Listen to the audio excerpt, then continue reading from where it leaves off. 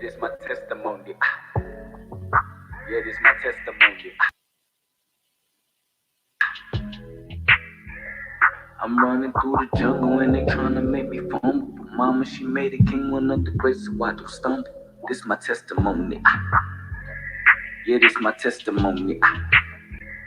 I'm running through the jungle and they tryna make me fumble. But mama, she made the king one of the grace, so I don't stumble. I pray up to the stars, cause all these scars, they keep me humble. And I gotta get a bag for what we have, I make it tumble. Was a young and running around, was so hard-headed, stayed in trouble. Mama, now your son hot, check the pot, I'm starting to bubble. For the days I was stuck in the rain and I felt that pain, I make it double. On this track, I'm digging deep, so you I'm complete like this my shovel. If you ain't thugging with me, you my enemy, I can't trust you. And if you cross that line and bitch, you dying, I'm gon' bust you. And if you riding, then you dying, nigga, off the muscle. And I'm tired of mama crying, it's suicide, I'm tired of fussing. And I turned them to believers, thank you, Jesus, I came from nothing. And the niggas playing with demons, I done seen it for the money. When the folks off up that time and they talking, nah, nigga, is you right? When the ops fight down your block and make it hot, nigga, is you slide? You ain't never had no love for me, so nigga, why you lying? I done been through so much pain, I felt that hate, my soul be crying. I was raised up as a king, was taught to win, I claim what's mine. And I know that this my destiny, was made to lead my kind. And these people want the best of me, so one forever fight.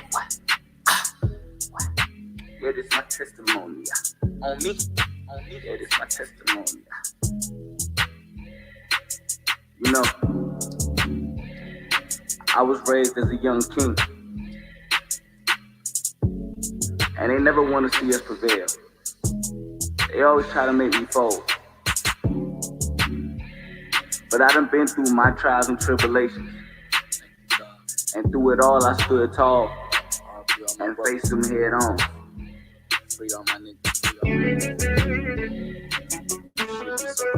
For any nigga out there that done been through what I done been through, stay solid. I just feel like I'm a prophet. I feel like God put me here for a reason. And all praise go to Yahweh.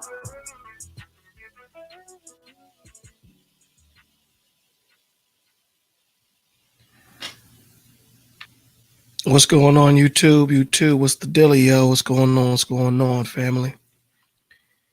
Welcome to Bolo TV. Welcome on this Wednesday night. Glad that you guys showed up and that you're willing to spend your time with me tonight. I don't think this is going to be a long one. I think this will be a short and to the point stream. So today we're going to be talking about mental illness, specifically PTSD, and addiction and the connection.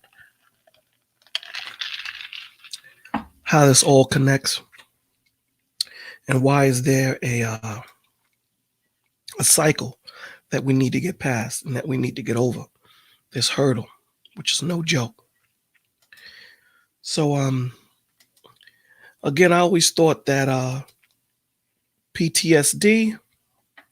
First, let me read you the mantra of Bolo TV. Here at Bolo TV, we believe in spiritual, mental, emotional, and physical wellness. We believe that if we can get all of these things, all of these categories at a certain balance and leveled out, we think that we can manage to navigate through life. So yeah, so like I was saying, the PTSD, I always thought that was a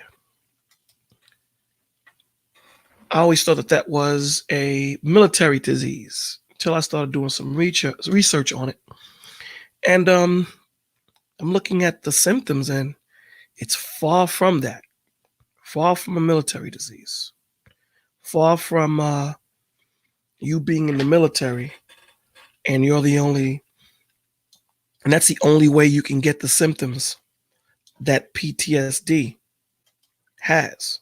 So I got this video, 2 videos that we're going to watch of how it affects the less fortunate and those that do not have the money to get the help that they need. We need to get the education out there. We need to let them know that it's not normal. And the connection to drug addiction and how these two things connect and coincide in the same environment. So here we go.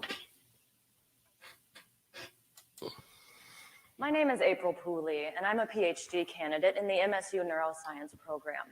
I research the effects of traumatic stress on the brain, and I started on this path in October of 2011 when I did the most important internet search of my life.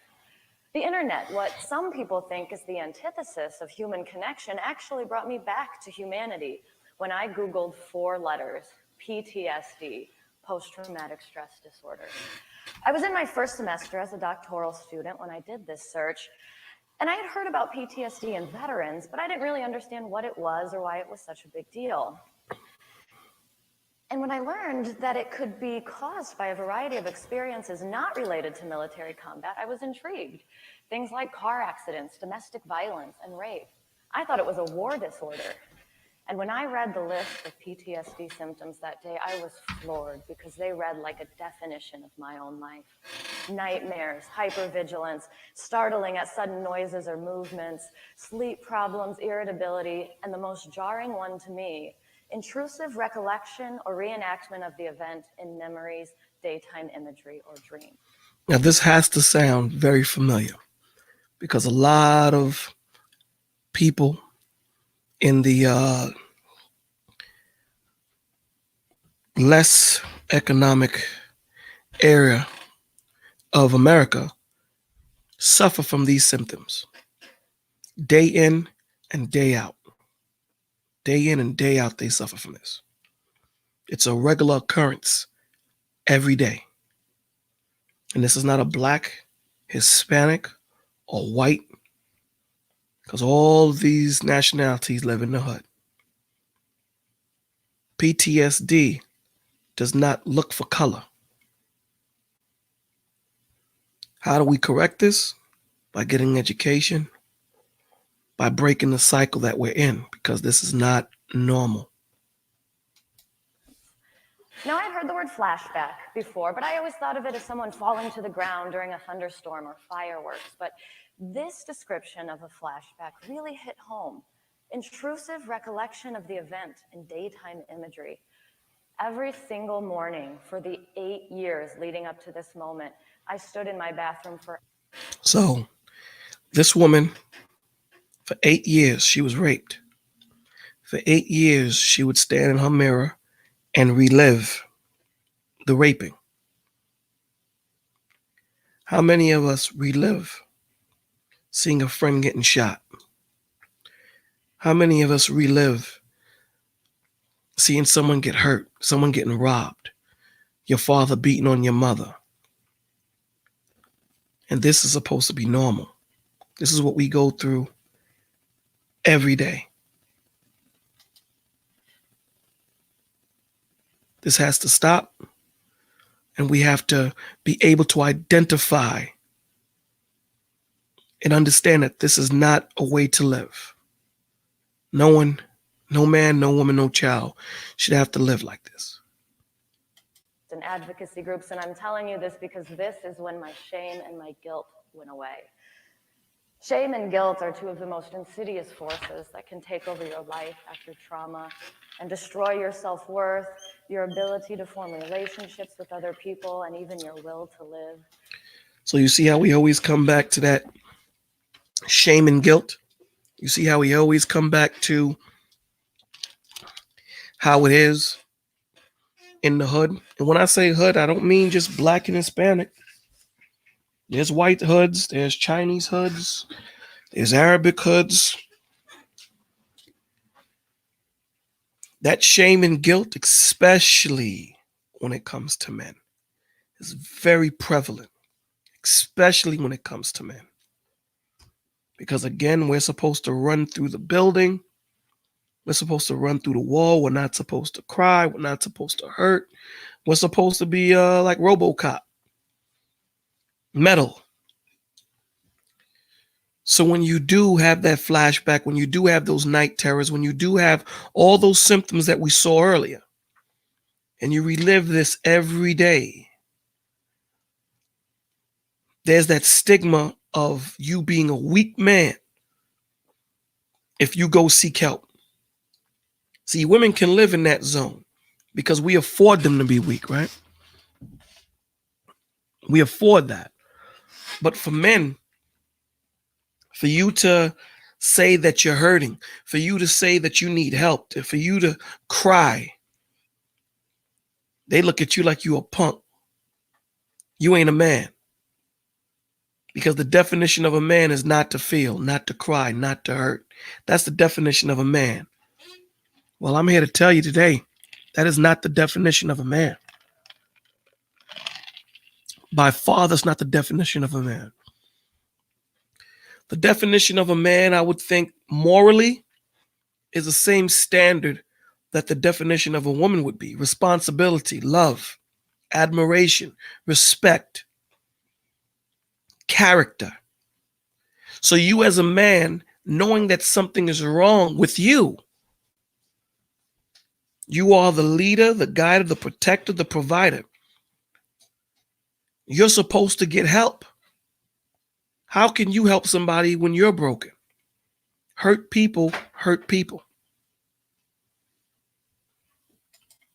I was so ashamed I had gotten raped. I was ashamed I didn't call the police. I felt guilty for the years that I wasted on drugs and alcohol, and I felt guilty for the brief moments of emotions that I did feel because they were filled with anger. Now, this was a woman that had gotten raped. She was ashamed. She didn't get help. She didn't rush herself. And this is a scientist. So this just doesn't affect people in the hood. It affects people all over the world, all over America. In the same way, PTSD is not a military disease. It is not. But for some reason, it is hard for our medical insurance to cover. For some reason, you can't go into your medical insurance and get coverage for therapy when you live in a low-income area, when your insurance is provided by the government. She didn't get help. Why? Because she was ashamed. Because in this world now, that feminist movement, women are supposed to be hardcore. So she figured that would be weak. So what did she do? She drowned her sorrows in alcohol and drugs. Ding, ding, ding. That's the connection. To drown out those voices at night.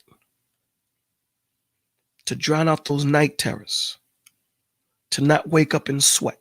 To not remember. This is what she did. I don't think any amount of science will ever find a cure or a pill for shame and guilt that doesn't involve sharing your story, your human experience with another human being. We need to be seen for who we are, to be heard, to be accepted, and to be believed. There's a human element to recovery that we often forget. It's not surprising to me that the single greatest risk factor for developing PTSD after trauma is lack of social support. Okay, this is what I've been telling you guys. Communication, the lack thereof. When there is trauma, statistics show that one of the best ways besides therapy, if it's a physical trauma, of getting past it, of healing, is socializing, having conversations with people, talking about your issues, not bottling it up. Because you have to understand that everything has a side effect to it. So when you keep that negative energy in your body, it systematically breaks down your body.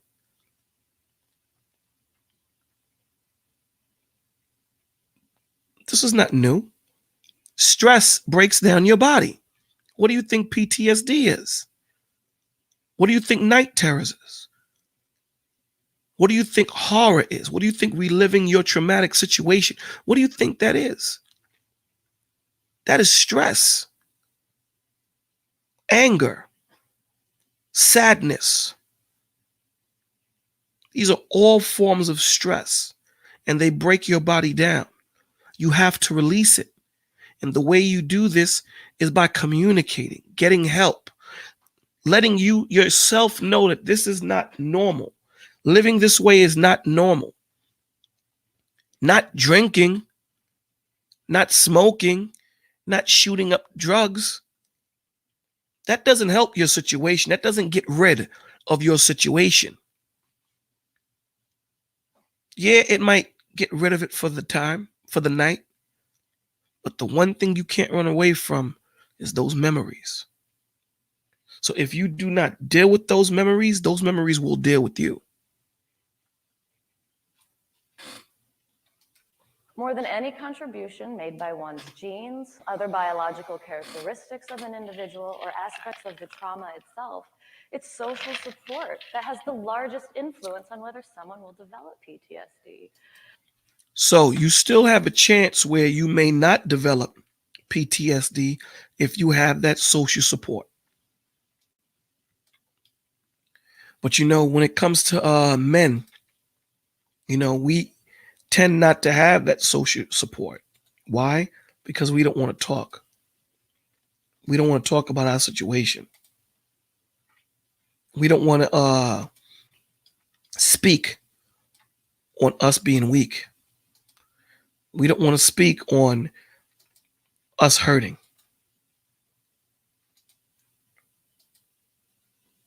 We don't want to.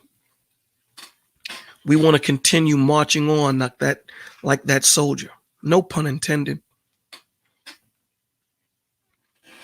We don't want to. We don't want to sit down and explain to our brother or our family member or a friend or a therapist, this is how I'm feeling. I'm hurting inside. I have suicidal thoughts. I don't know what to do with my life. I don't think anyone understands what I'm going through. I need help. That's the first sign. But when you live in a low-income area and the government provides your insurance, it's hard to get that help. But even when let me compartmentalize this a little bit. When you're talking about Black and Hispanic, we live in Vietnam. And for some reason, they think that this is normal. It's not normal, man. When you finally get out of the hood and you can actually look back and see what you were living in, you fall on your knees and pray to God and say, thank you. How the hell did I live through that? We go through a lot day in and day out. It has to stop because our children are suffering. Our women are suffering. Our men are suffering. We have to stop this cycle. Socially supported people are allowed to talk about what happened to them, to experience and express their emotions without judgment or ridicule, to cry and scream and do whatever their body needs to do to discharge all that energy. With proper social support, human connection immediately following trauma, the likelihood of recovery is exponentially greater. Exponentially greater. Exponentially greater. Exponentially greater with human contact. Not Hennessy contact, not weed contact, not heroin contact, not coke contact, and every other drug that's out there. Social contact, where two people are vibing together. That man or that woman telling you it's going to be all right. That man or that woman just saying, let me just hear what you have to say. I may not have the answer, but we're going to figure it out together. You're not in this by yourself. We in it together. Two on the road. That was an old kung fu movie. 2 on the road. And this is what we always say here at Bolo TV, that village. That's what that village is for. This is why Christ tells you, forsake ye not the assembly of one another. Do you see how important it is for us to be around each other? Do you see how important it is for us to speak to each other, for us to communicate with each other?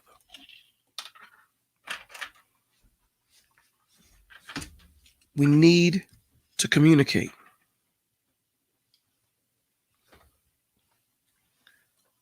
We have to. Because it's tearing our bodies down. And when I say body, I mean the community. The head, the arm, the leg, the feet, the heart, the lungs. That's what this whole community brings, this whole village. It's a body. Everyone brings a different perspective to get us better, to figure it out. That's what we need to get back to. We need to get back to the 50s and the 60s when the Black and Hispanic community, when we were together. When someone had an issue, we all had an issue. If somebody had a problem, we all had a problem. If someone couldn't pay rent, we all couldn't pay rent. If someone couldn't pay that deductible for their insurance, we all couldn't pay it. We need to get back to that. Those days, I miss. I had that for a little while as I was growing up. But then the 90s and the 2000s and crack came and it destroyed our community. I miss those days. But even though it had been almost 10 years since my trauma, when I found this kind of social support, I still suddenly found this peace that I didn't even know existed. I didn't even know I was looking for it. After nearly a decade of alcoholism, I've now been sober for 2 years. After a decade of loneliness, I'm now married to the love of my life. And after a decade of PTSD, I can now finally sleep at night. And how did she get that? From socializing, from getting help, from realizing that you're not a weak person because you're weak. Let me say that again. You're not a weak person because you're weak. To admit that you're weak is actually a strength. To deny that you're weak is a weakness.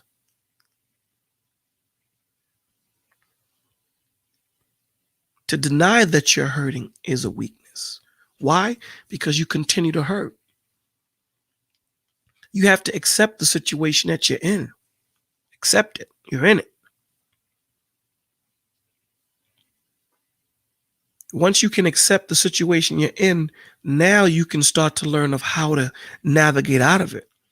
See, the human brain is funny because when you don't accept something, you then don't start the process of trying to figure things out because you're still on that step of, I don't accept this. So how could you possibly go into that mode of figuring things out? It doesn't work that way. It's one step at a time. So once you figure out that, yeah, you know what, I'm here, man. I got her pregnant. There's nothing I can change. She's having a baby. Once you've accepted that, now the next step is, I got to take care of my child. I got to get a job. Now you start formulating plans. Well, excuse me, let me retort that statement. You start formulating ideas. You start spitballing. And then those ideas become plans. Then those plans become action. Now we're stepping. Now we're on the next step. This is how it works. You have to accept it. You're not lying to nobody but yourself. You got to accept that too. You have to accept that. And I've always said, if you're going to lie to somebody, don't lie to yourself.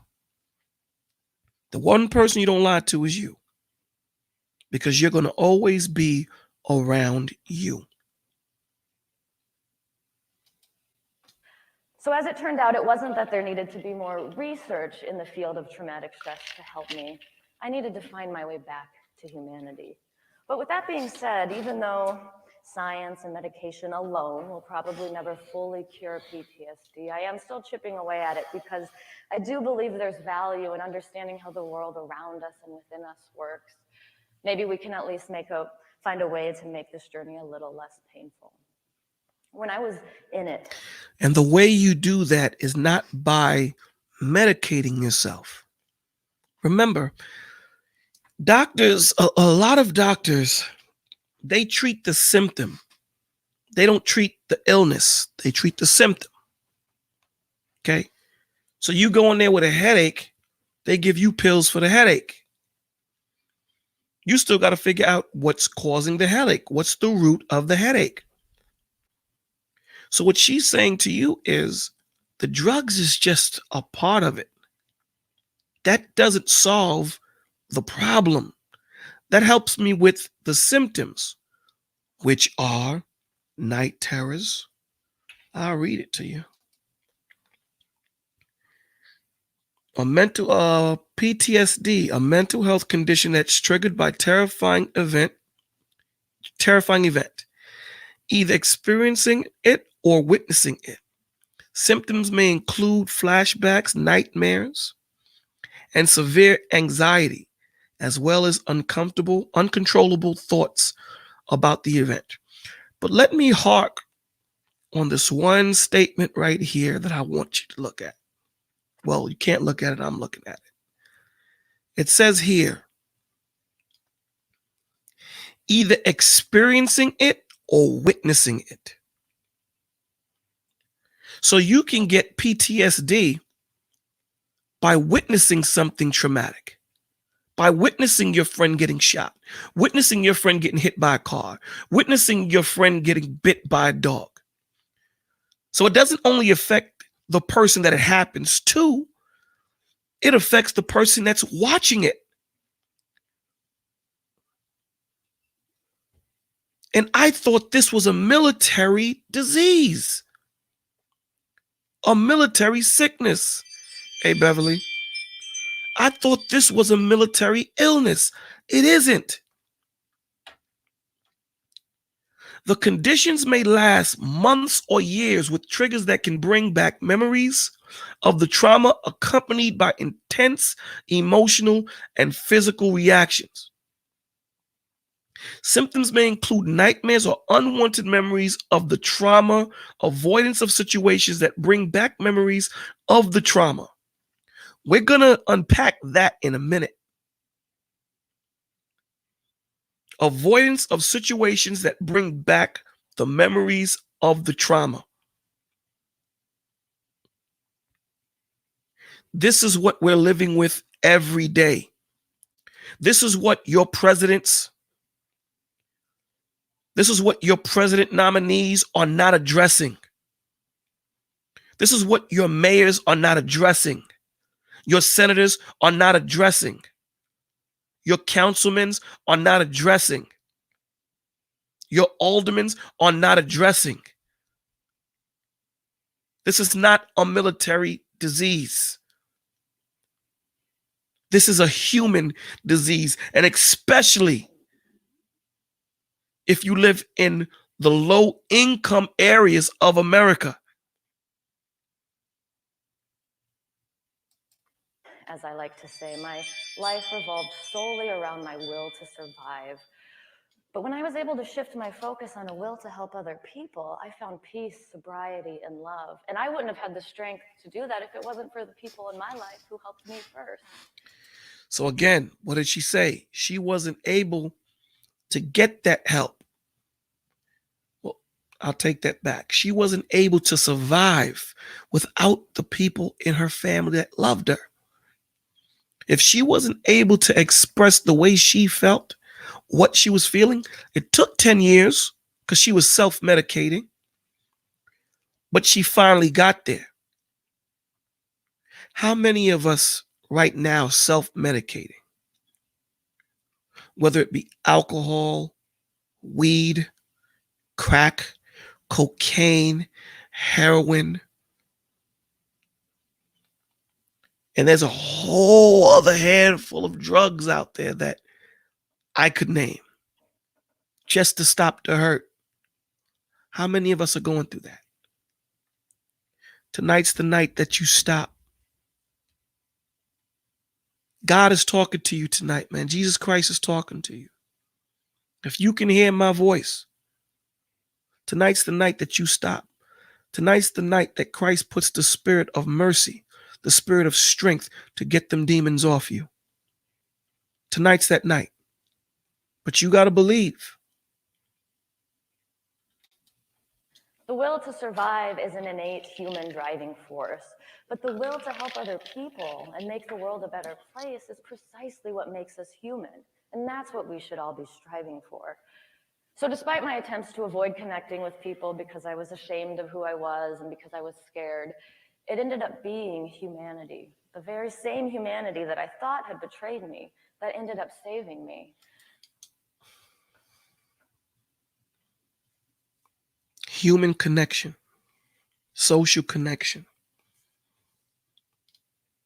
getting back to walking past your neighbor and saying good morning. Have a great day.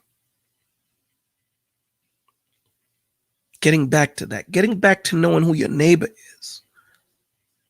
That's what we got to get back to, so that you feel comfortable to speak. And even if you're not on that level, go get help.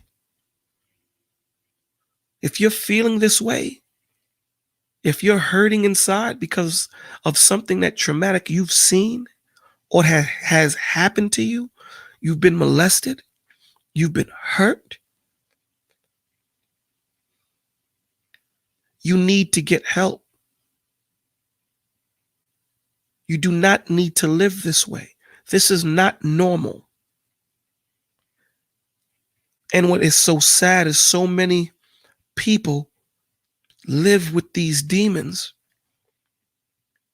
and think it's a normal thing, and it's not.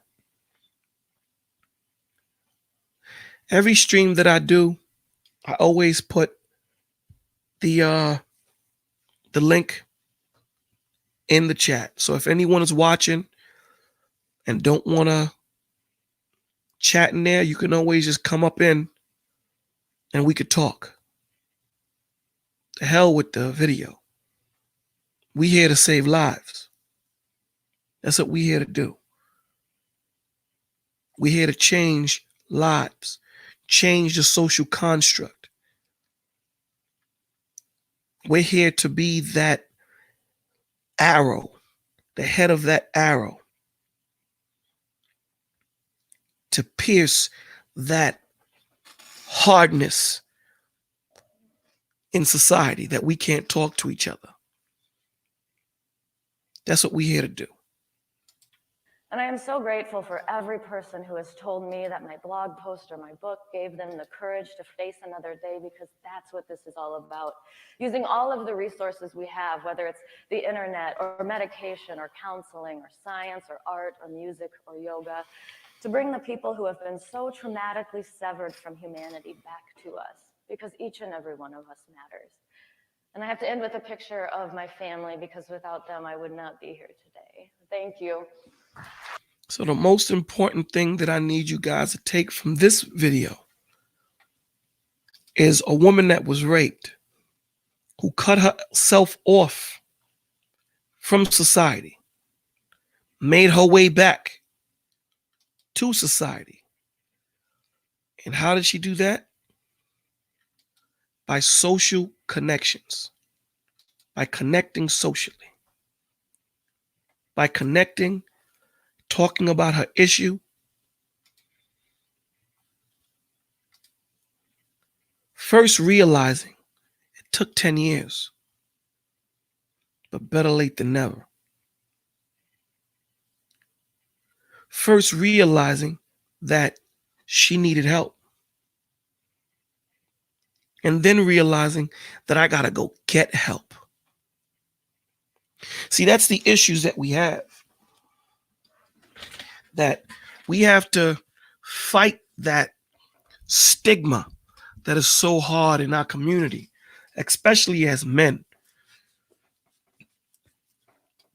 But I'm speaking to those people that live in the Black and Hispanic community just for a second. So everyone else tune out for a minute. We have to get past that. If you talk to a therapist, you a snitch. I'm so sorry, Beverly. My condolences to you and your family.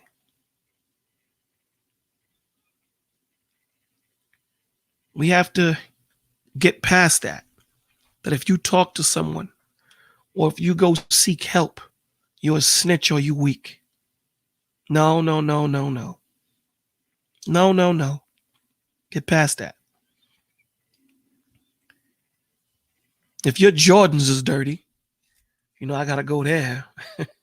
If your Jordans is dirty, you clean them, right? You have an issue.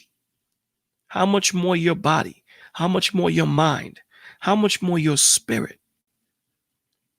If you know you have an issue, it is your duty to fix it, not continue on. You may not be as lucky as this woman to live 10 years. Because when them demons jump on you, man, regardless of whether you want to believe that this is a spiritual and a physical connection, there is. And scientists will tell you that. Last week I had a therapist, Anita Phillips, who connected the spirituality to it. This is not just a physical thing. It isn't. There ain't no damn medication that's going to help you with your nightmares, man. All they do is postpone you going back to that day. That's all those drugs are going to do. You need help. We going to get it. And let me tell you something, Beverly. I'm still going through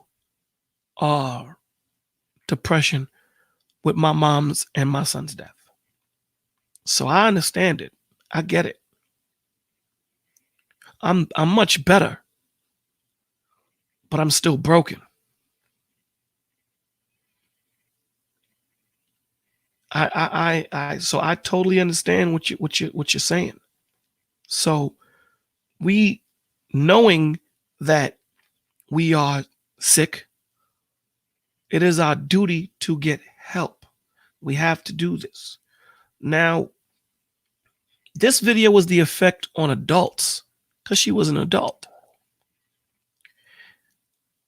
I want you to see the effect that PTSD has on children and what we do and what these children, not we, but these children do to try and get past it. This is no joke, man. This is no joke. We have to stand strong in this fight against these wicked spirits that we battle against in high places. This is not a physical fight. It's a spiritual fight. It's just that sometimes the symptoms come out physically, but it's a spiritual fight. This is a war on your spirit. So those of you out there who know you have an issue, who know that you are fighting those demons of suicide, fighting those demons of drug addiction, alcoholism, reach your hand out and call out to Christ. He's here for you, man.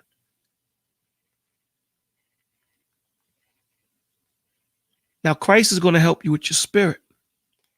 Now you got to go get help for your flesh. This is where the therapy comes in. This is where the medication comes in. They work hand in hand. You can't cure one without the other. It doesn't work that way. You can't have gas without a car. You can't have a car without gas. They need each other.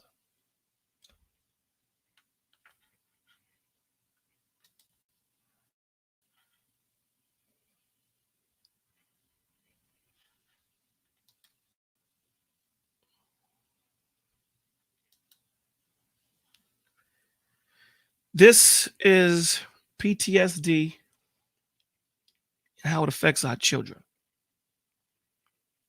I need you guys to focus because us as parents, our job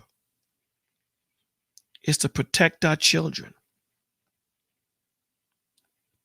Sacrifice your life if you must. That is your job.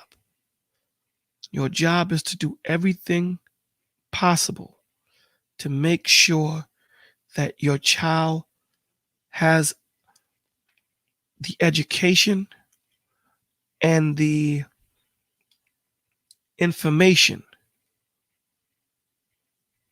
to be able to navigate through society. That is your job as a parent.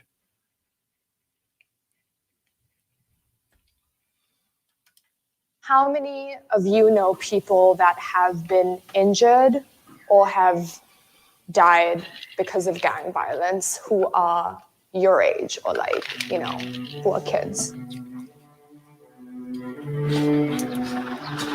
This happened like a few weeks ago. What happened? They ran up to him, shot him 7 times in the back, shot his homie in the leg, and then shot him in the head. It's a normal day. It's like everyday life, and I know that's sad, but after a while, you just get used to it. So you were 7 years old when you were I shot? was 7. Hear what that young man said? This is every day.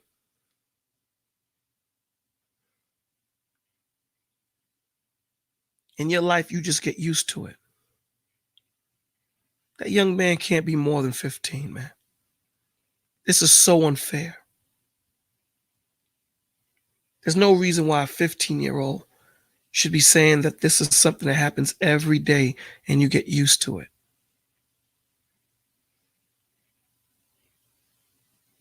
He's 15. I like to thank military men and women that sacrificed their life to give us or to fight for our freedom. Thank you. These are men and women that go overseas, they go abroad to fight, to give us the liberties that we have here in America.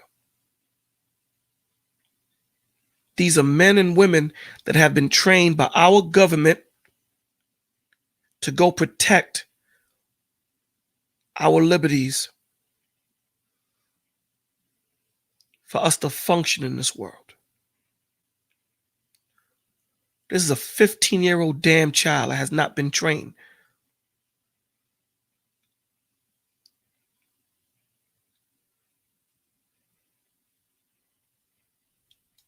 You just gotta be like, dang, that's sad. You can't be like, wow.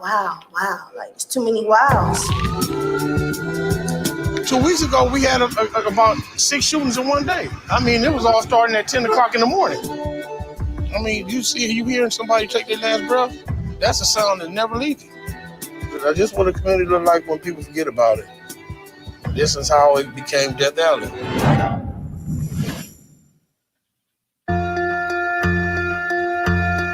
We're in South Central LA in an area that's been called Death Alley by the community because in the past 7 years, there have been over 100 homicides in this neighborhood alone. People are being affected by the violence in this area in a very serious way. Most people associate post-traumatic stress disorder, PTSD, with American troops returning home from war. But when you look at communities like this, they're suffering from the same thing. Experts say it's an epidemic and that up to 40% of... You see what I don't like? And it pisses me off so much as I speak to you guys, is how they gloss over that. Most people consider PTSD with military, and the people here go through it too. and then go right into the next topic. This is a war zone in LA. This ain't in Fallujah, Iraq, Afghanistan. This is LA. They call it Death Alley.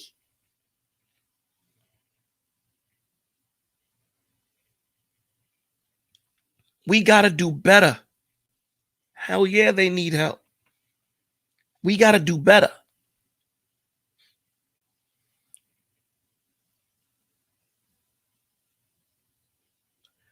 Bolo TV is a place for you guys to come and speak. For children, you know, I'm doing my best to expand. But Bolo TV is here. We're going to be getting phone lines soon. So those of you who may not have a computer, but you have a phone, and the phone can do it, but you're going to be able to call in. We're here for you to come here and speak your mind, get that edge off. That's the first thing we need to get you to understand. That first step to get that edge off. Where you're about to do something stupid, come to Bolo TV. We'll talk you off the ledge. Once we take you off that ledge or talk you off that ledge, we get you the help you need. We point you in the direction that you need to go. That's what we do here. No judgment. No judgment, no shade. None of that here. Come in here as Scooby-Doo. Come in here as, you know, whoever you want to come in as. I just want you to come in. That didn't sound right. I just want you to come here and speak.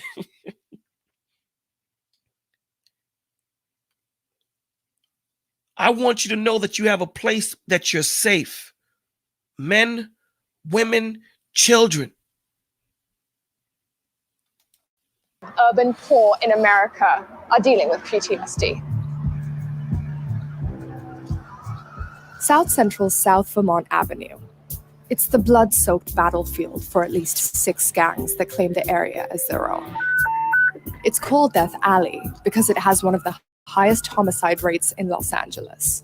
And smack in the middle of it is Soledad Enrichment Action, or SEA. And you hear the metal detector? A charter high school serving the neighborhood's high-risk kids. This community that we're in is very rough. A lot of shootings, a lot of stabbings, a lot of drugs. It's very disenfranchised. Eric Jones is a counselor here. His job is to help identify and connect with students who are suffering from a variety of problems, including PTSD. Let me give you a quick example. Say you're at a party and a balloon pops, people duck. They duck because they're used to hearing gunshots. And to me, my personal experience about that is post-traumatic stress disorder. He's also a former gang member, so he's able to relate to a lot of what they're going through. And they're doing all of this without the help. They're doing all of this without the abundant help of the government.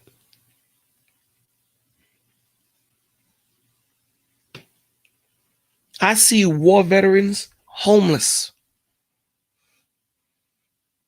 These people risk their lives to fight for this country.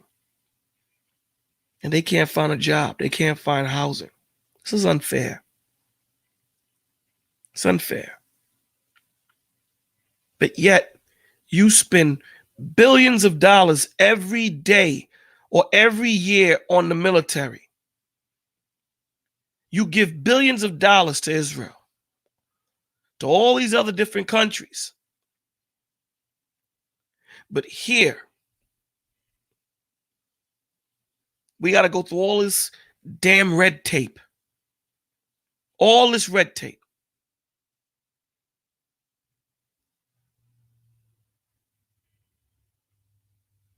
This man knows what it is because he was once in a gang. And you're going to hear his story. It shouldn't be a few of us doing this. It should be all of us doing it for these children. Look at the faces of these children, man. Hopelessness is in their face. We got to change that. It starts with us. Let's break the cycle. What we're curious about is the kind of violence that you see and you come from. So my first question to everyone, you guys could just raise your hands, is how many of you have known someone that's been involved in a shooting? You're not gonna go to jail. You're right. You heard what he said? There's that goddamn snitching thing, man. He had to say, you're not going to go to jail. You're going to be all right. For these kids just to speak and say what's on their heart, what's in their mind. You're not going to go to jail. You all right. And then the kids raise their hand. And then you got big boy right here that the arrow's on. You know he want to talk. He got his hands folded. This dude right here, he want to speak. He ain't raised his hand up that high. My man right here, he said, man, I'm going to talk.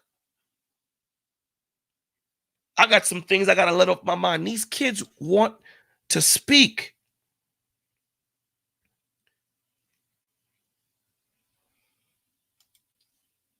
Okay. And how many people have seen someone get shot? Up close?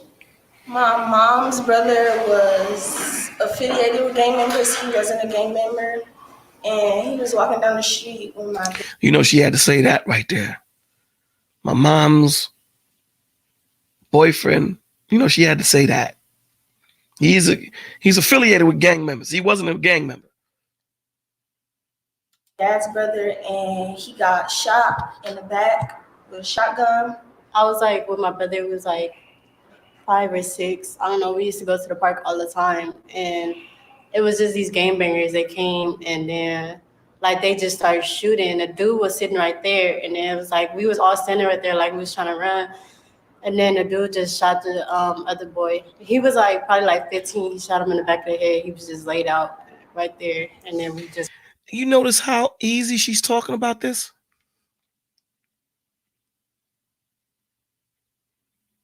Do you see how easy this is, man?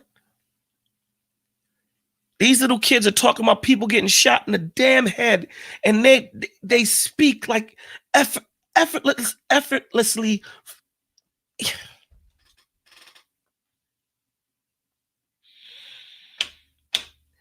This shit it's no joke, man. This is no joke. This is what our kids are going through daily.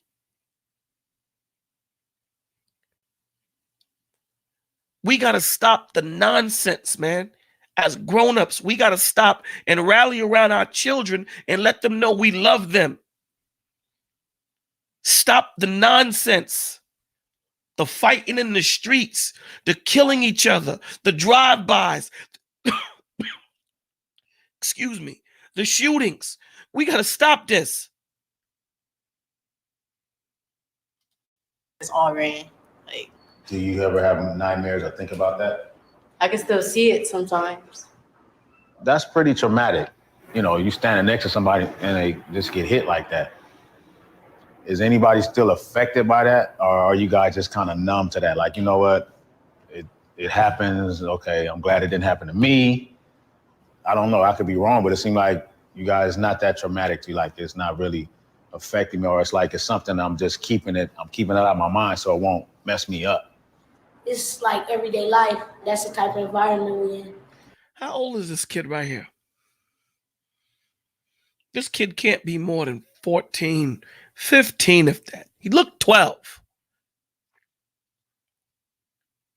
And he's saying that this is everyday life. Listen to him. Affecting me, or it's like it's something I'm just keeping it out of my mind so it won't mess me up. It's like everyday life. That's the type of environment we're in. I still think it's wrong. Like at the end of the day, we're gonna feel it because we're human. But after a while, it just get like another person died, like it's regular. It's like you adapt. Our students. You adapt. These kids are talking about adapting to murder that they see every day, and they get no help. Their parents still act the fool.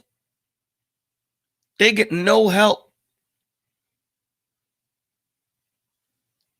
And they're going by every day thinking that this is normal.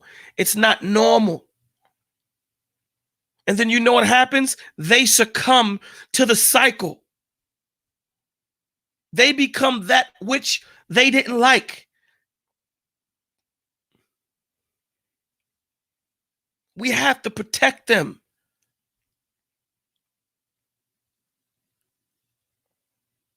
Exactly. He said this is everyday life for them.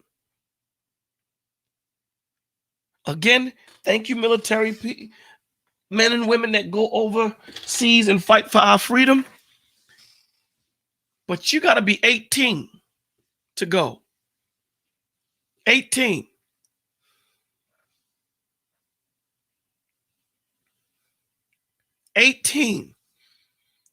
This kid can't be more than 12 to 14. No military background, no military training. And they go through this every day. His words, everyday life. And they don't get no therapy. We got to change this. We have to change this for our children's sake, please. Have witnessed boys and girls like 3 and 4 and 5 years old being killed right in front of them, right on their streets. Father Stan Bosch is a Catholic priest, psychotherapist, and director of SAYA's gang intervention program. Come on, boy. And he says many of his students show the classic symptoms of PTSD: numbness, sleeplessness, traumatic flashbacks, and a constant feeling of anxiety. Does that sound familiar? I'll read the symptoms. Is a mental health condition, PTSD, a mental health condition that's triggered by a terrifying event, either experiencing it or witnessing it. Symptoms may include flashbacks, nightmares, and severe anxiety, as well as uncontrollable thoughts about that event. These are what these young black, white, Hispanic, Chinese, these are what these young children are going through. This is what they live with every day.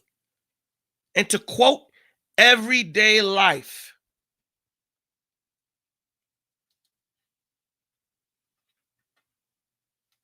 The adrenaline that's flowing, the cortisol that's flowing, the fight, flight, or freeze kind of reactions from our reptilian brain are operative all day long, really. And you see it in our classrooms, you see it out on the basketball court, you see it on the street.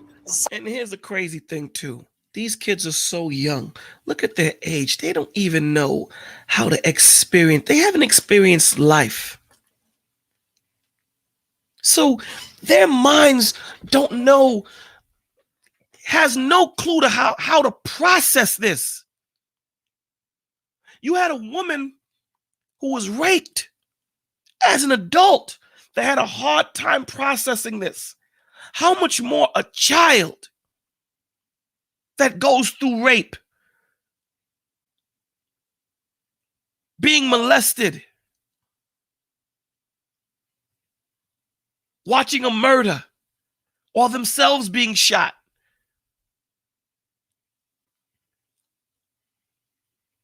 How do they navigate through that? They can't. This is why they become part of the cycle. They stop their mental and emotional growth at that precise moment in time. They can't get past that. We all have gone to high school reunions, and we know that dude, Mike or John or Dwayne or Michelle, that was bullied in school. Everyone has graduated and became doctors, lawyers, or whatever. She comes back, she's still in high school. She's still living there because it was so traumatic for her. She stopped maturing. She stopped evolving. These children are 10, 8, 7.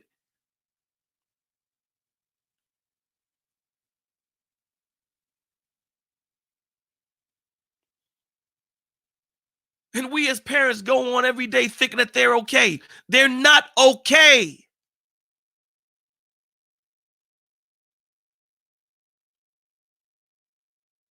Let's become the solution to this problem because we can make a difference. Sit down and talk to your child. Sit down and converse with them. Let them know it's going to be all right. We're going to get help. I know we're living in this place, but this is not the way life is supposed to be. Let them know that, so that they have some chance of normalcy as they grow. Someone looks at these kids and they're like, oh, they're angry or they're violent or they're not interested in learning. Do you feel that some of the issues that these kids are accused of are in fact related to or are PTSD? I believe that those kinds of characteristics are the symptoms of something deeper, of a deeper pain or wound. Why is somebody restless in a classroom and can't concentrate? There's all sorts of dynamics that are happening neurologically with that student or that youth. There's all sorts of things happening in the emotional state of one's body. The incapacity to find words for what I'm feeling inside has people reacting in violent ways. You know why? Because they have no social skills. Their mind hasn't developed yet to articulate how they're feeling. All these feelings that are rushing in them, I don't know how to speak them. Then I become numb to it, and then I become part of the problem.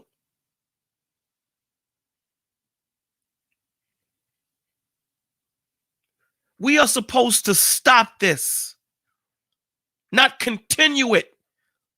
These are 12-year-olds with grown-ass people problems. 12-year-olds getting pregnant. 12-year-olds being fathers, being mothers. Because you know what they figure? Life is so damn short. I might as well rock out now.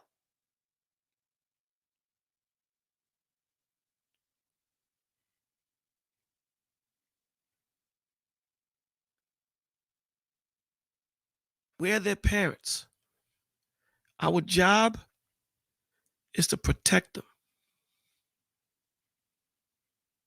You fathers out there, you need to go back and talk to your children, man.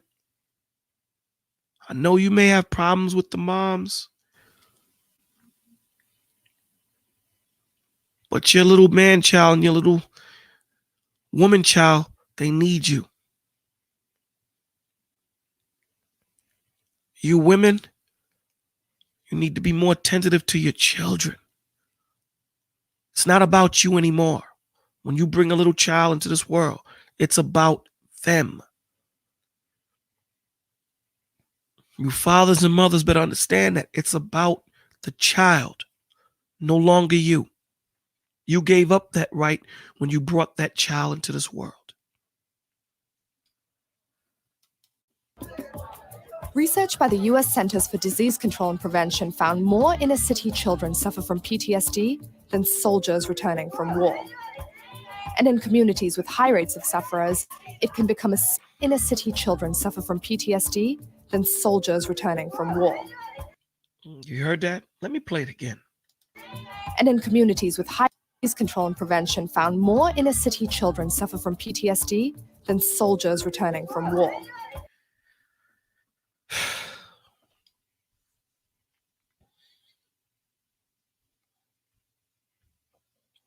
And those soldiers get help.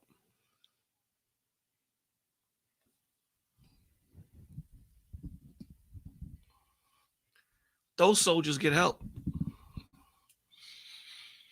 And this is a study done by all you black people that say the white man, by the white man. This is a study done by the white man that says that more inner city youth have PTSD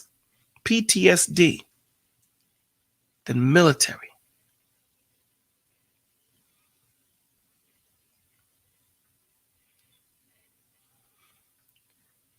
All you guys that are out there that are gang affiliated, look at what you're doing to your community. We got to change this, man. And I know that there are some of you guys out there that are doing your best to make a change. Thank you. For those of you that are. But for the rest of you, don't let that child go through what you went through. Change it, man. A young kid just died, Pop Smoke, today. 20 years old. We want everybody to value our life. But we don't value our lives. Why the white man shooting us? Because we shooting ourselves. We don't value our life, so we expect them to value us.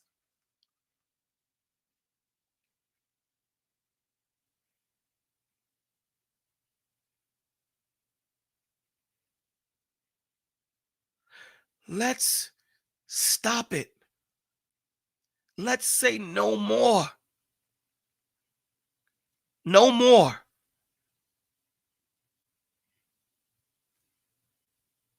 Let's make the change.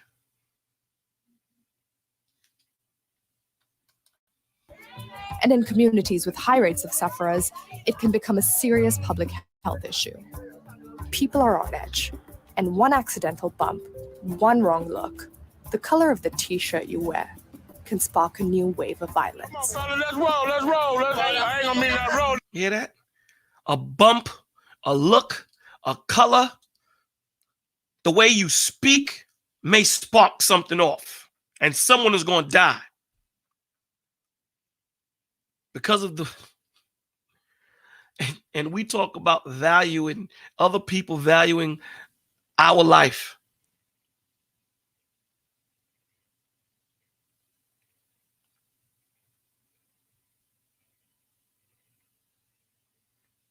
But we'll take someone's life for a look. Let's groove. We left Sayre guided by Kevin Twin Orange.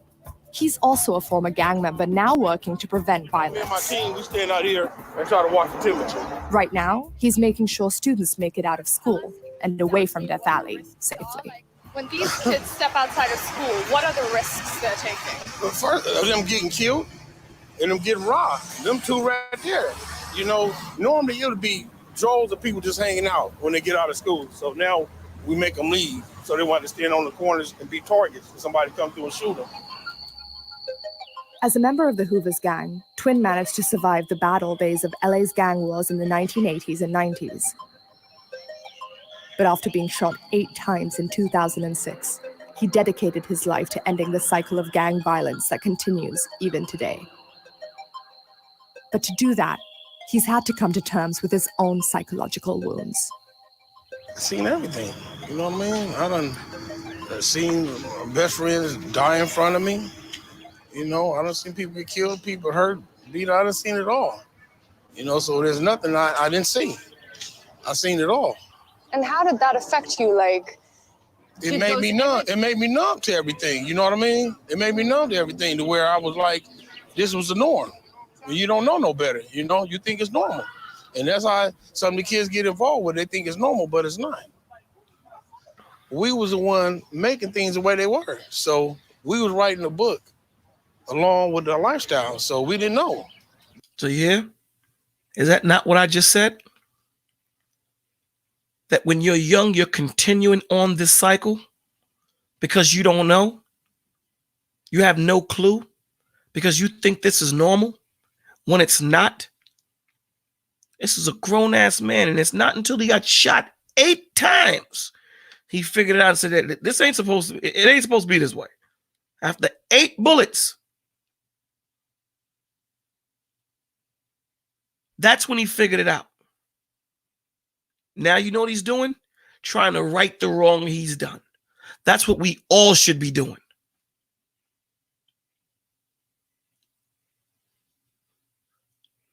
These young G's don't have no clue of how to be men.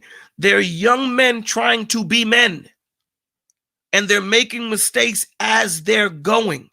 We are supposed to reach back and be that example.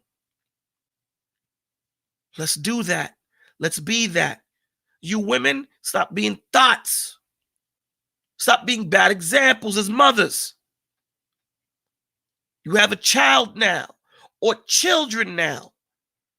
It's about them. You fathers, stop wearing your pants down your ass. It's about your child now. Be that example.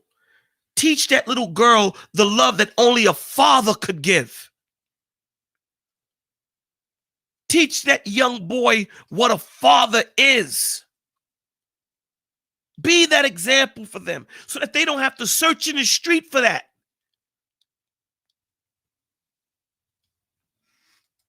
But now we know where we can go back and tell them what they're doing is wrong and why it's wrong. But we the one put it like that. Could you describe some of the symptoms of the violence that you've seen, what people would probably call PTSD? I mean, you hearing somebody take their last breath? That's a sound that never leaves you. And these are the things that cats are hearing in Fallujah.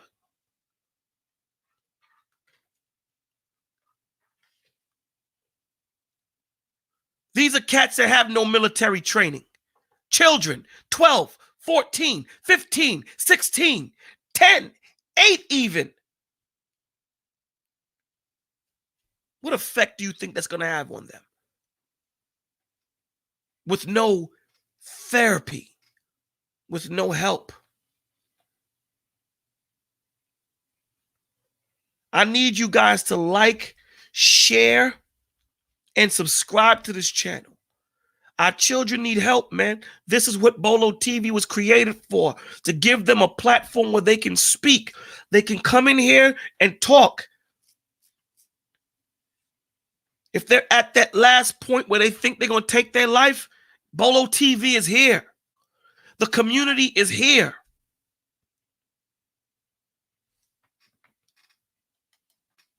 I mean, that sound, first time I heard it, it's just like I heard it yesterday.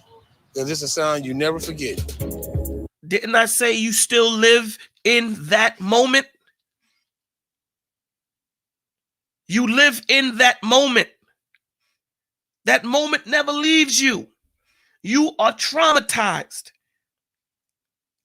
You will never forget that day. If you can remember, I'm sure everybody remembers where they were when 9/11 hit. I'm sure of it. Now imagine a young child being raped, molested, shot.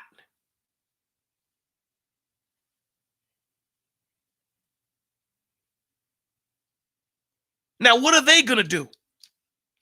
We're getting to that part because this is mental illness, specifically PTSD and the addiction and how it connects. This is what this is. This is the cause, right? And remember, mental illness is broad. It's broad. But specifically tonight, we're dealing with PTSD and how it affects women, men, and children. We're getting to the part of the addiction now. We're showing you how we got there. The trauma. The definition, PTSD is a mental health condition that is triggered by a terrifying event. We're explaining the terrifying events, either experiencing it or witnessing it. That's what we're breaking down right now. And then we're going to connect it with the addiction.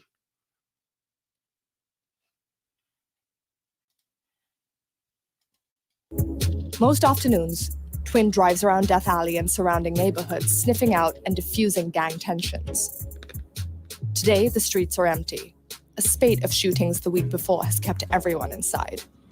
And as you can see, there's not no kids hanging out on the streets. They getting where they have to go, because I guess these last shootings that occurred, they kind of like stayed on their mind, like, man, I don't want to die today.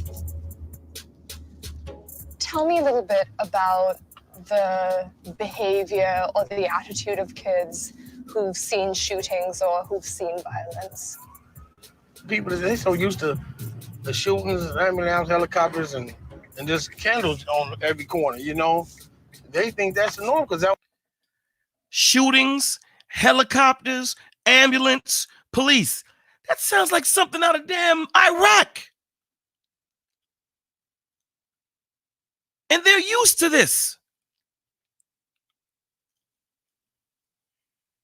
Military cats ain't used to it. Military cats come back and have to get therapy because they seen their fellow partner get shot, get maimed, get hurt.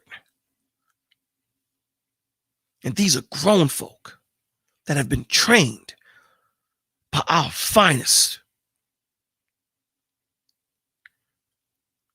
These children in the inner cities have not been trained by anybody. Not their parents, not their mother, their father. They go out there and figure it out themselves. And you know why? Because their parents themselves are in that cycle. They were once in their children's footsteps. So we got to break that cycle, because you're going to continue it. When you become numb to the issue and the situation, you become a part of it. what they was raised and brought up in. They don't know nothing different than that. That's when you know you suffer from post-traumatic stress disorder. When stuff like that don't bother you like it's the norm, it's like, no, it's not normal. Have you ever lost a loved one to gang violence? Yeah, also, yeah, hundreds of them, you know. And with the one that hurt it the most was my twin brother. I lost 4 or 5 years ago. Him and my little cousin. We was at a candlelight vigil. A young man came in there and shot both of them. He shot 3 of them, but my twin brother and my cousin passed away. Twin took us to the site of their killing. That's where it was at. He got killed right here. See, my buddy Greg, he got killed right here. And we was standing over here. My brother was over here. I guess the guy came around, what's up now? And did his shooting, you know, and got on. You know, that's how quick things can happen. So you were here for someone who got killed right here. Yeah. And while you were trying to, you know, have a vigil for that person, that's where you lost your own brother. Yeah, you see how that white chick don't get it? She don't get it. That black dude is like, Ma, this is what we do. He's like, yeah. You see how easy it comes out? Yeah. I came here, you know. And yeah. This is normal for us. This is madness, man. This should not be normal for any person, let alone a damn child. This should not be normal for anyone. But it is. So what do? My little cousin too, Joe. He got killed also. So that was a double whammy, you know. I'm glad I'm at a better place right now, you know. And probably before that happened, I was in a better place. Because, you know, if it would have happened years before then, I probably wouldn't be standing here. I know I wouldn't be standing there talking to you. Why? What he did, I would have did the same thing. You know, I would have kept that cycle going. Can't say it any better. He had to grow to a certain point. Thank the Lord, something triggered in him to break that cycle. So when his brother and cousin got shot, he said, I'm not going to continue it. I'm not going to be a part of that cycle anymore. Thank God. That's exactly what worries the staff at Manual Arts High School in another part of South Central. Just more recently, we've had 2 students this year who've died as a result of murder. And our kids struggle with that on a daily basis. The latest was a 19-year-old senior named Eric Martinez. He was shot dead in early March, and counselor Gustavo Sagredo has been working double duty to help students deal with the crisis. How many of your students deal with trauma and symptoms of PTSD? Oh, let me tell you, we did roughly 200 of the screeners, and I'll tell you maybe half of them qualified. It's just sometimes, unfortunately, not all the parents or students are willing to go through that process in a group setting. He says simply talking about what happened is one of the best ways. See, the parents don't want to go through that, right? Because they don't want to be looked at as snitches or weak, or you know how rumors float around. Because you can tell someone that I bought a cigarette. By the time it gets around the neighborhood, you done bought crack, heroin, all sorts of stuff. They don't even want to deal with it. And meanwhile, by them not dealing with it, their children suffer. And not only the children, the parents suffer, because the parents are part of that cycle. They were brought up in that cycle also. See how this don't snitch thing affects us? People in the inner cities. Snitching is supposed to be if you and I do a crime together and I get caught and I tell. That's snitching. At least when I grew up, that was the breakdown of what snitching was. If I see an old lady getting raped or robbed, me calling the police ain't snitching.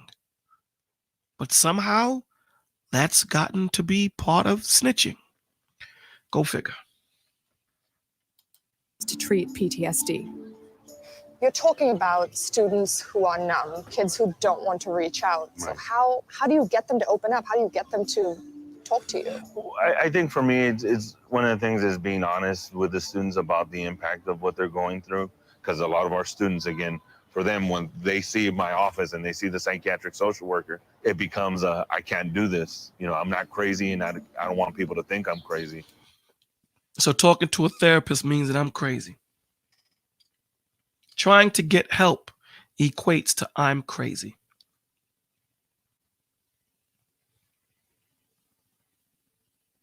You got a broken arm, you go to the doctor. That equates to being you're crazy. If I go by that understanding that my man just said. This is the breakdown. This is the thought process of our children, man. That if I go see a therapist, I'm crazy. Nah, man, you getting help. You realize a problem. And here's a crazy thing. They're not talking to each other because they're all suffering from it. How can I pay your phone bill and I can't pay mine? I'm having a hard enough issue trying to navigate through life. My man, you got to figure it out yourself. And meanwhile, we're sitting here together, hurting, dying inside. And we continue that cycle. Not valuing life, not valuing our life, not valuing mine. So damn sure I can't value yours. Because why? You become numb to it. Listen to these key trigger words that they use. Part of my role has been here on this campus is to try to help people, especially the adults, understand it's not about what's wrong with our kids, but rather what happened to them. One of the That right there was so prolifically said. It's not about what's wrong with the children, it's what happened. Remember, treating the symptoms opposed to treating the cause. The symptom is what's wrong. The cause is what happened. That's the cause. That's what we need to deal with. The cause. Once we can find out what the cause is, now we can deal with the wrong. Because now we know which way to go. If we don't know what the cause is, we don't know how to really treat the wrong. So if I don't know what's causing the headache, the only thing I'm going to give you is an aspirin. But that aspirin might not be for that particular headache. There's how many people suffer from headaches? You take an aspirin and it don't do a damn thing. We have to know what the cause is. So from the cause, we can figure out what went wrong. The students Segredo has been trying to connect with is this 18-year-old senior, Jose Vasquez. Now we get to the connection of the addiction portion. Jose Vasquez. Listen to his story. He was best friends with Eric Martinez, the student killed in March. This happened like a few weeks ago. What happened? They ran up to him, shot him 7 times in the back, shot his homie in the leg, and then shot him in the head. Yo, how can you... Are you telling me that these kids don't need help? He's seen his man, his homeboys. One got shot 7 times in the back. Another got shot in the leg. And another got shot in the head. You expect him to be normal? You expect him to function without help?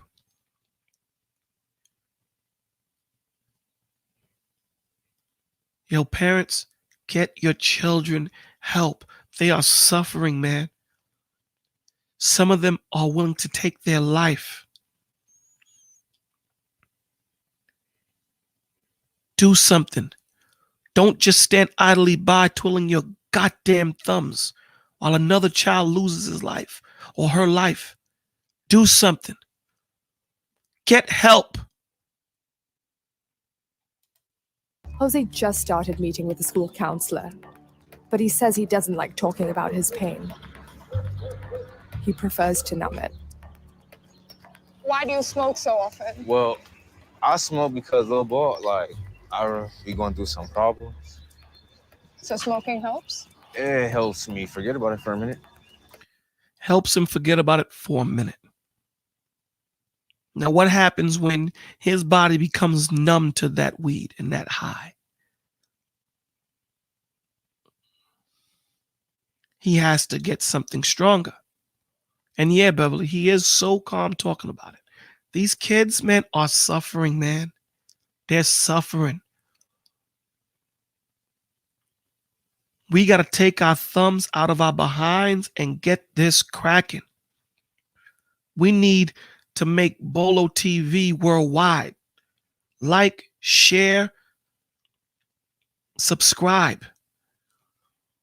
These kids need places. And if it ain't Bolo TV, get them help. I'll give you all that information at the end of the stream.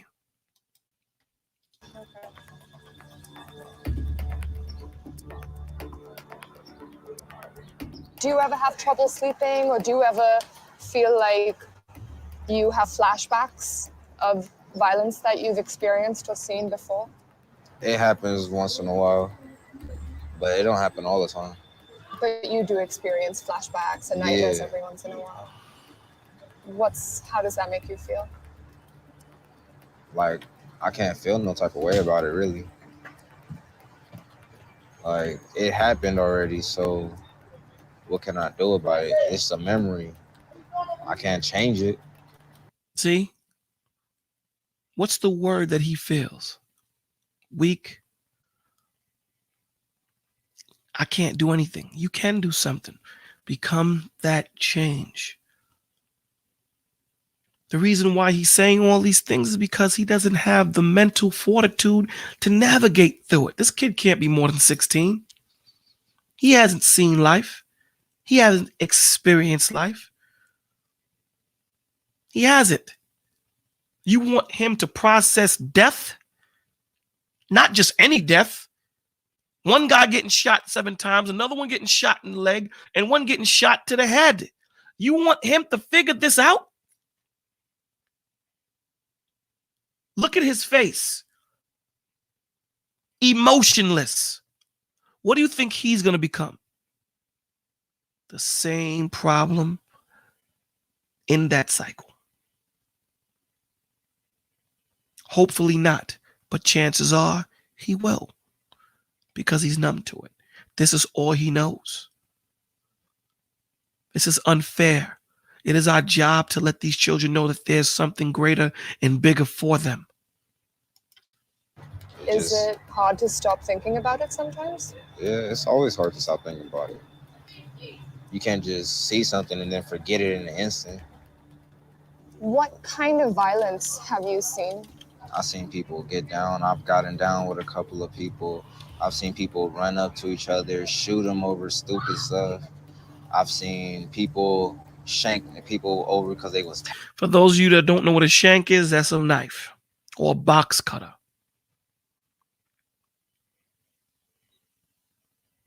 Box cutter. This is everything that this young man has seen. 15, 16. No military service, no military training. Just a young man going to high school. He got his book bag on. Tagging on walls. I've seen people get thrown out their car, punched out. I've seen a lot of stuff. Have you ever seen someone get killed? But Lil Bo, I don't want to talk about that. You don't want to talk about it? I don't want to talk about it. Look at the man's face when he's speaking. Look at his face. That look, if I had to give that look a few words, it would be confused, desperation, hurt, numb. Confused, desperation, hurt, numb.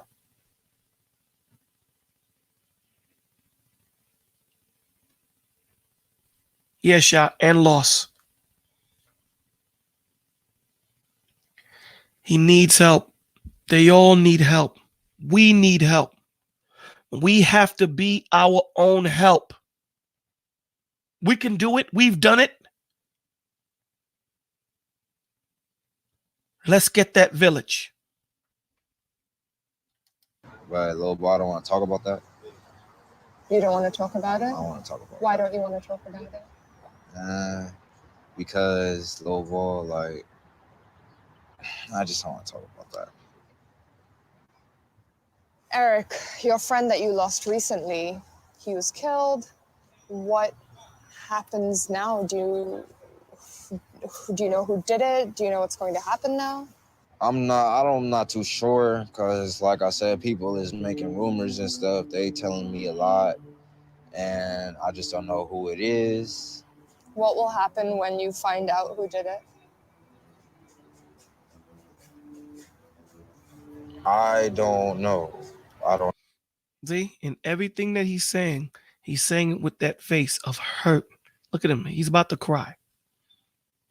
This is happening in New York City, Los Angeles, Chicago, Houston, Philadelphia, Phoenix, San Antonio, San Diego, Dallas, San Jose, Honolulu, Austin, Indianapolis, Jacksonville, San Francisco, Columbus, Charlotte, North Carolina, Fort Worth, Detroit, El Paso, Memphis, Seattle, Denver, Boston, Nashville, Baltimore, Oklahoma, Pennsylvania, Louisville, Portland, Las Vegas, Milwaukee.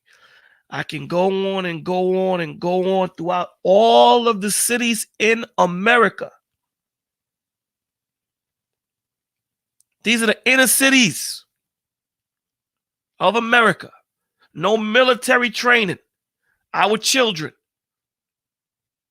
suffering more with PTSD than military people themselves.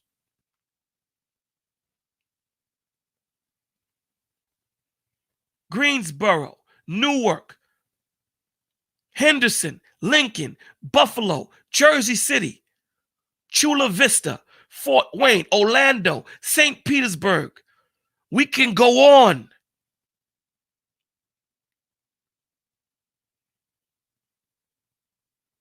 All those in those cities that I mentioned. Christ see you, man. Stop what you're doing and pray. Stop what you're doing and give yourself up to Christ. He will accept you. This doesn't have to be your life. If you're not ready for that, go get help. I will give you all the information, and everything that I give is free. The only thing I ask you to pay here is attention. That's it. Or no, to be honest with you. But do you think there could be more violence? Most likely, there is going to be violence. Continue in that cycle. Most likely there's going to be violence. He's letting you know. Once I find out what's going on, I'm going to go pay them a visit. Because they don't have nothing else. They don't know no better.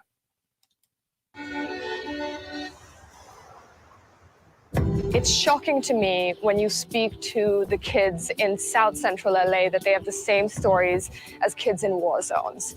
They react the same way to loud noises. They'll duck because they think it's, a bullet, or they'll say nothing and they'll do the same as war zones. Madison, Wisconsin, Irvine, California, Glendale, Garland, Reno, Gilbert, Irving, Texas, Scottsdale, Arizona. These are not war zones. This is America.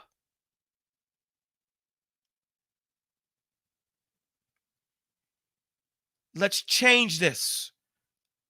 Because the powers that be ain't. We need to. And we can.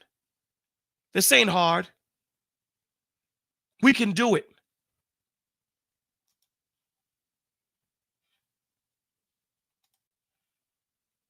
as kids in war zones. They react the same way to loud noises. They'll duck because they think it's, a bullet, or they'll say nothing and they'll do nothing and they'll be like, oh, well, that was a bullet. I'm so used to it, I don't care. And it's unbelievable that it's happening in America because of the crime that they see on a day-to-day basis. There are areas where kids, families, communities are suffering from the same effects as people who see war.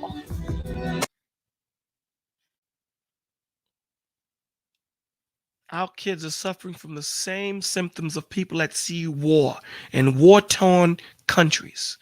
And we're in America, land of the free, home of the brave. When you'd rather watch TV on an orange president talking nonsense. Exactly, Beverly. We have to make that change because they're not going to do it. We have to make that change. And we're going to make that change. We're going to make it. Today we say no more. No more. The children are going to have a place to go. The children are going to have better examples. The children are going to have a brighter future.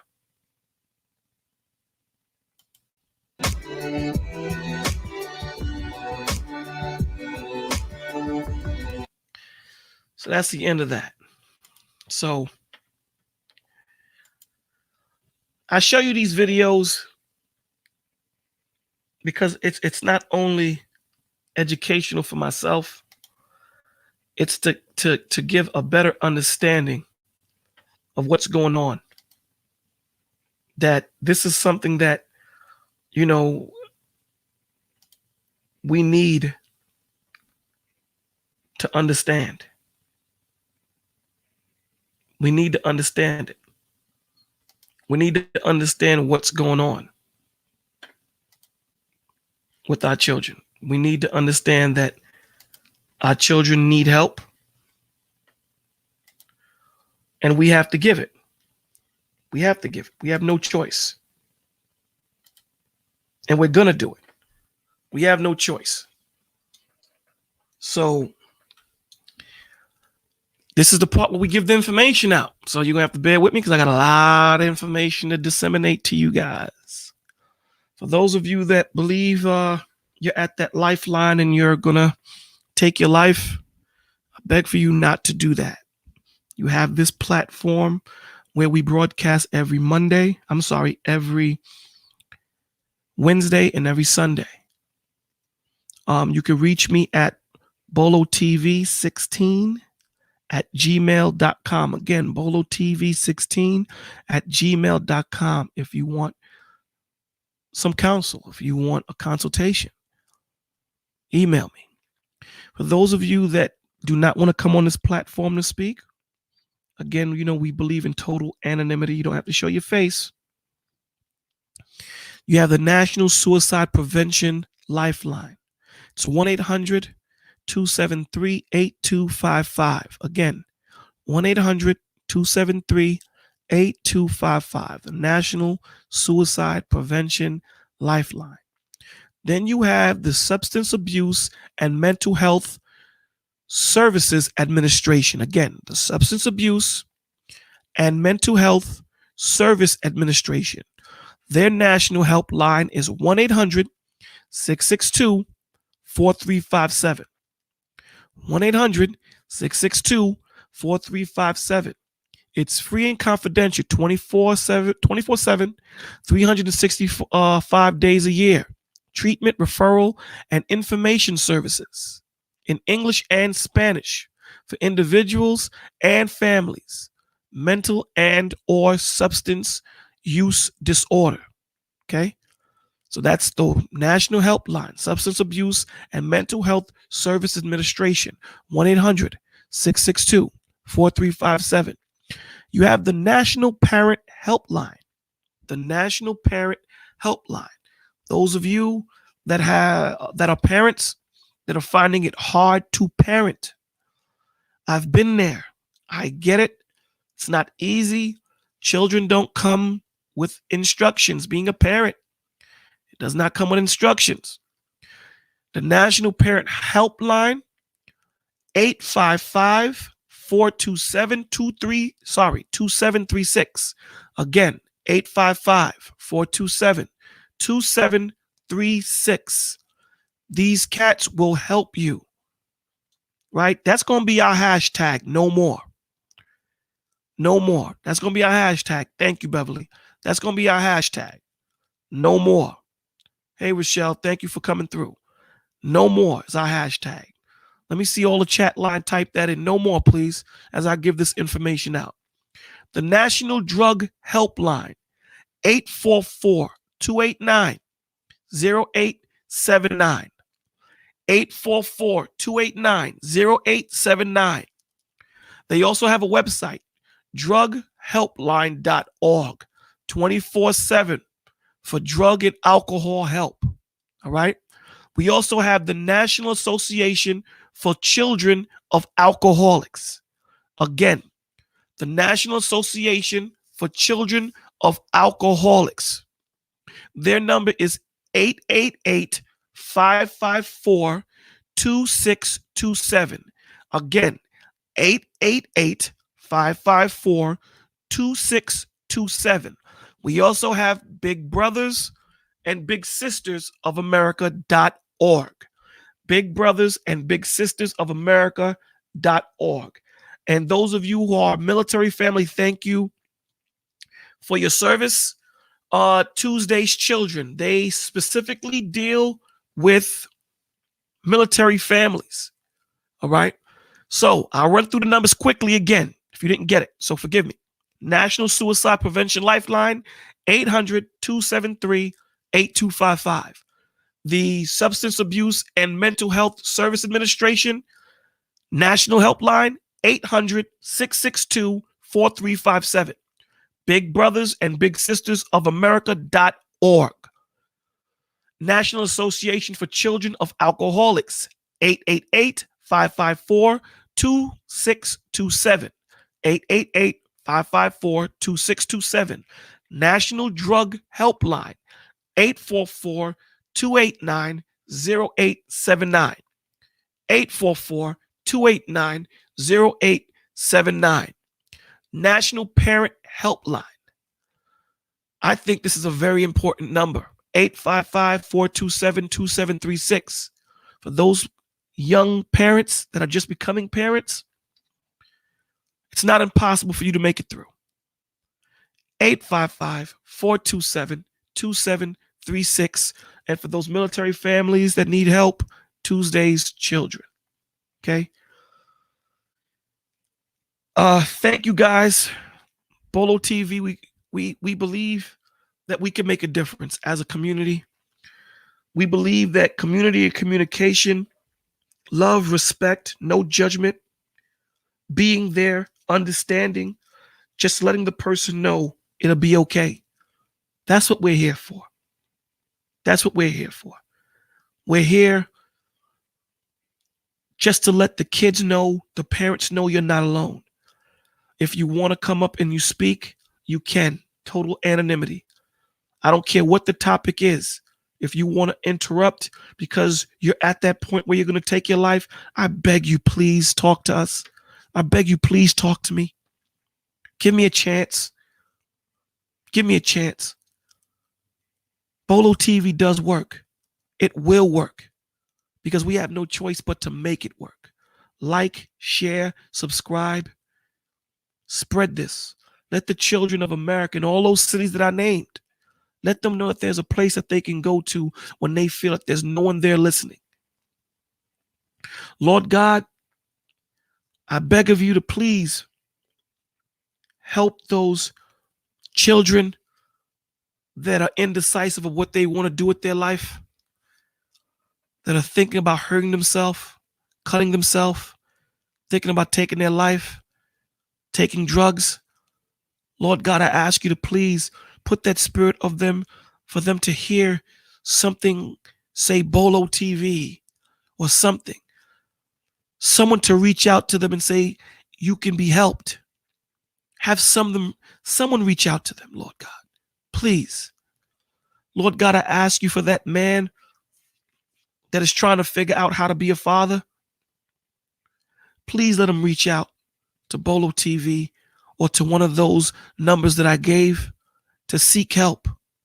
Lord God, to that woman that is thinking that she is not important, she didn't have that father, to show her that love, to show her how important she is, to give her validation. Please send her this way or send her to one of those numbers to get her help. Please, Lord, take this stigma of not speaking off our children, off our fathers, off our mothers. We ask you, Lord God, to please give them the strength to reach out to someone that is close to them. And please let that person that they reach out be understanding. Put that spirit of love on that person. Please, Lord God, bless our families. Bless our children. Bless all those that seek you. Bless all those that are seeking for you. Please encamp a hedge around them and get those demons away from them. In Jesus' name, I pray, amen. So I thought it was only, this might be corny, but I'm going to be corny tonight. I thought that being that our mantra, thank you, Beverly, is hashtag no more. I'm going to get some shirts made. Hashtag no more. And that the change starts with us. I thought that it would only be right that we go out with this. Thank you, everybody. Thank you for watching. Thank you for making me a part of your night. God bless you. Take care of yourselves and each other.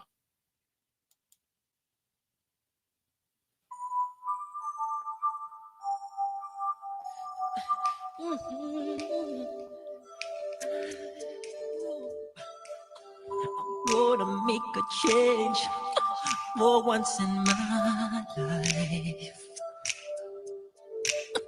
It's gonna feel real good. Gonna make a difference. Gonna make it right. As I turn up the collarbone, my favorite winter coat, this wind is blowing my mind.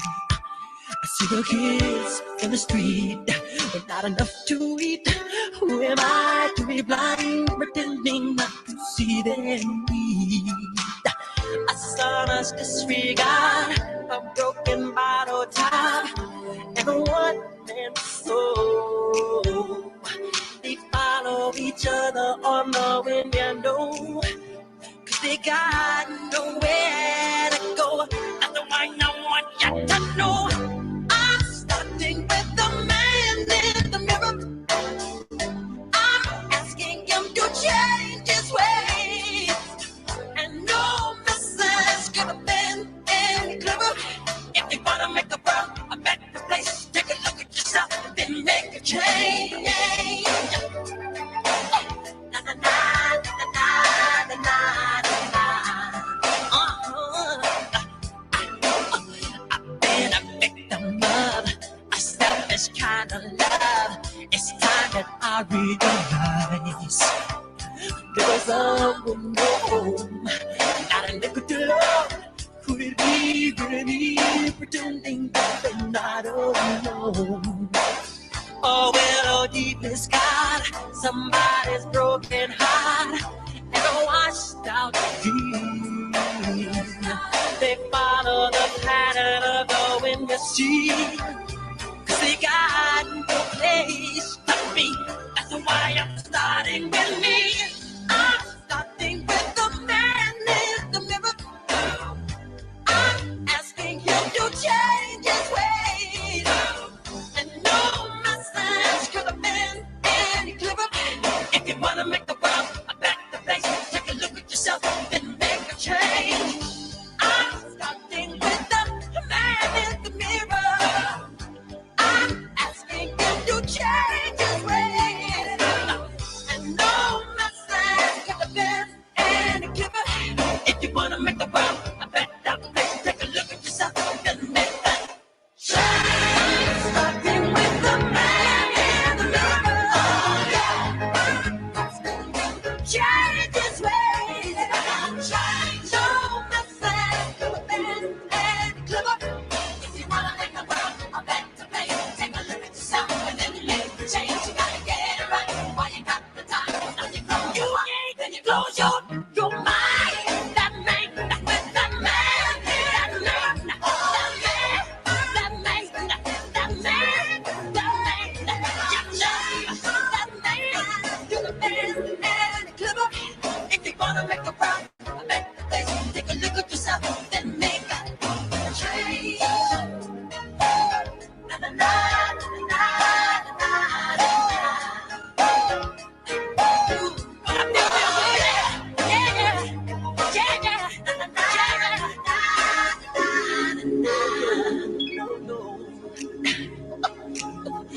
gonna make a change. It's gonna feel real good. Some more change. Just live yourself.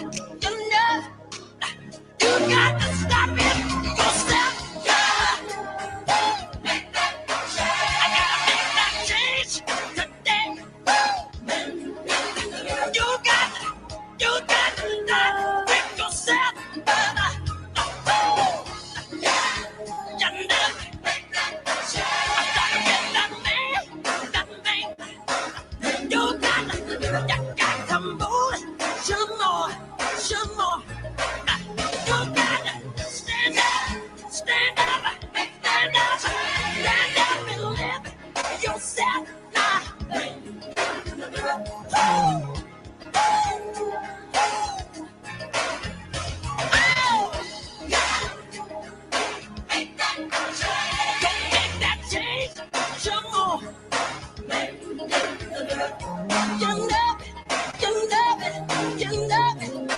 it.